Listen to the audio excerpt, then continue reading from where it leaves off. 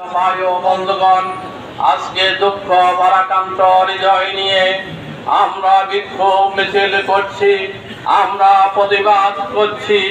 আমাদের প্রিয় ইবাদতের স্থান, তীর্থের স্থান ফিলিস্তিনের বাইতুল মুকাদ্দাস সহ ফিলিস্তিনের গাজা উপত্যকায় ইসরায়েলি দখলদার বাহিনী আমার প্রিয় ভাইদেরকে নির্মমভাবে হত্যা করে যাচ্ছে।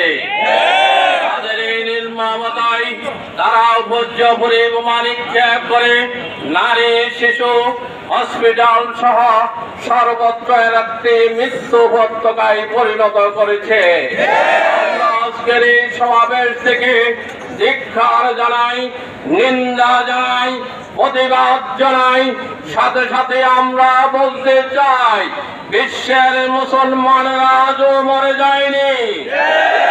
মুসলমানরা ইমানের বলে বলিয়ান হয়ে কাফেরদের সমস্ত ষড়যন্ত্র চক্রান্তকে তারা নস্যাৎ করে দেবে।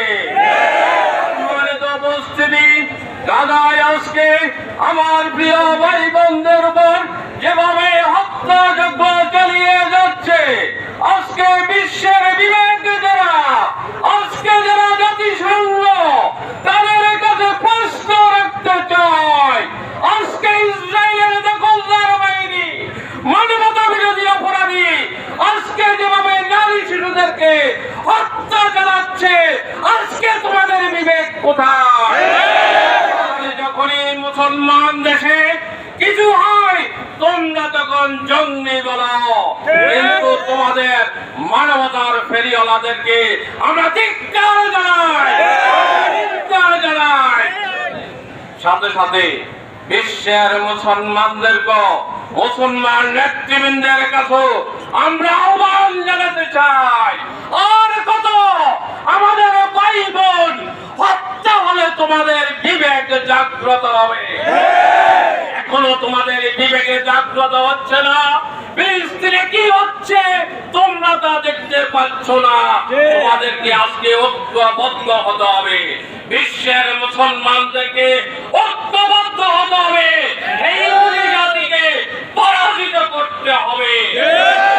হচ্ছে আল্লাহ রসুলের বাণী অনুযায়ী তারা হচ্ছে অভিশপ্ত জাতি। এই অভিশপ্ত জাতি যেখানে থাকবে সেখানে মানবতার লঙ্ঘন ঘটবে।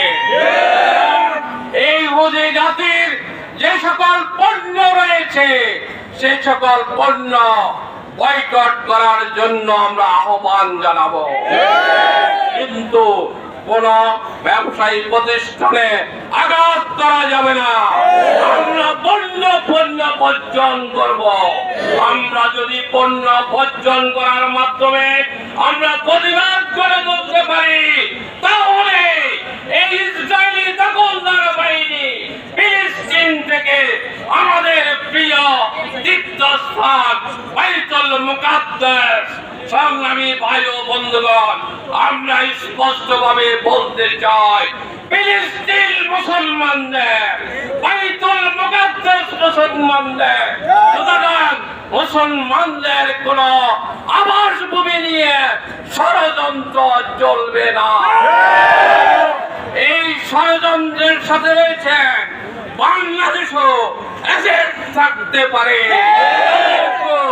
আমরা হুঁশিয়ার এবং সাবধান করতে চাই।